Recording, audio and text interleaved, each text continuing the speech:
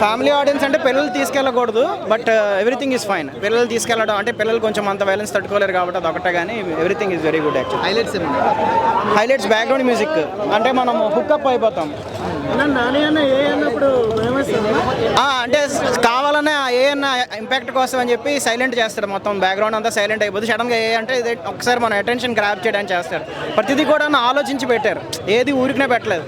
ఆయన ముందు సినిమా, ఆయన డైరెక్టర్ ముందు సినిమా ఒకటి పోయింది వెంకటేష్. సైంధవ్లో చేసిన మిస్టేక్స్ అన్నింటినీ ఆయన కవరప్ చేశాడు. అండ్ రివ్యూస్ చూస్తున్నట్టున్నాడు ఆయన. రివ్యూస్లో ట్రైలర్లో కొన్ని బాగాలేవని చెప్పి పాయింట్అవుట్ చేశారు, వాటిని మూవీలో తీసేశాడు, మ్యూట్ చేస్తాడు. చాలా తెలివిగా బిహేవ్ చేశాడు. అంటే ఆయన ఫీడ్బ్యాక్ తీసుకొని దాని మీద వర్క్ చేసి ఇంప్రూవ్ చేసుకొని పర్ఫెక్ట్గా దింపాడు. చాలా బాగుంది. ఏమన్నా ఏంటండి బ్లడ్ సీన్స్? మరి ఫస్ట్ నుంచి స్టార్టింగ్ నుంచే ఉంటుంది, ఫస్ట్ నుంచి లాస్ట్ వరకు బ్లడ్ సీన్స్ ఉంటాయి. కానీ ఎందుకు ఇది ఇప్పుడు మనకు ఆ ఫీలింగ్ రాదు. మార్కు మీరు చూసారనుకోండి, మనకి ఎందుకు ఇది అని చిరాకు వస్తుంది, ఆ చిరాకు రాదు. చాలా బాగుంది. వచ్చేసి చాలా కేర్ఫుల్గా డిజైన్ చేసుకున్నారు ఫస్ట్ నుంచి లాస్ట్ వరకు. యూజువల్గా క్రైమ్ మూవీ అంటే మనం ఏం చూస్తామంటే అన్ని లింకులన్నీ సరిపోయలేదా అని చూస్తాం. అది పర్ఫెక్ట్ సింక్ అయింది. అండ్ రివీలింగ్ కూడా అంత ఈజీగా రివీల్ చేయలేదు. ఎవ్రీ పాయింట్ తీసుకెళ్ళేది, every moment until the last minute ఆ థ్రిల్ మాత్రం సస్టైన్ చేశారు. అండ్ ఎస్పెషల్లీ ఏంటంటే క్లైమాక్స్లో ఒక 2-3 ట్విస్టులు ఉంటాయి.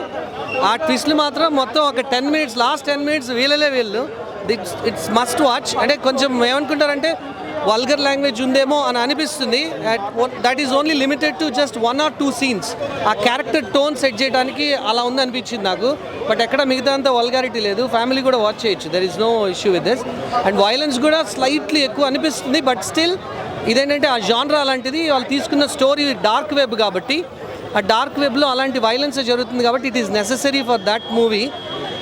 ఓవరాల్ ఏంటంటే నాని గారు ఇంతకుముందు ఆ soft Nani he's become very hard Nani. ఆయన రియల్ ఇందులో కూడా he he's made his own mark.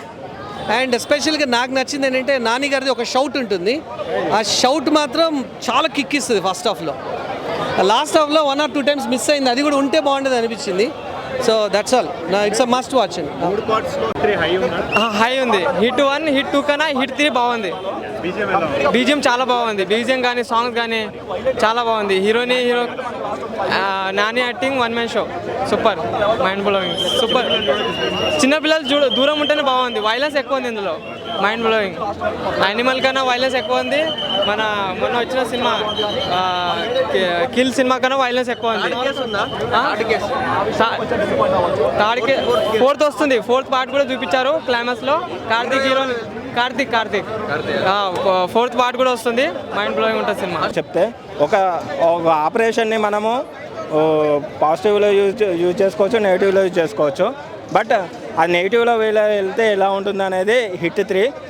ఆడియన్స్కి ఒకటే మాత్రం చెప్తున్నా, don't compare to hit 1 and hit 2. Hit 3 completely different. Nani already చెప్పినట్టు హిట్ 1, హిట్ 2 సైంధవ్ తీసిన శైలేష్ వేరు, హిట్ 3 తీసిన శైలేష్ వేరు.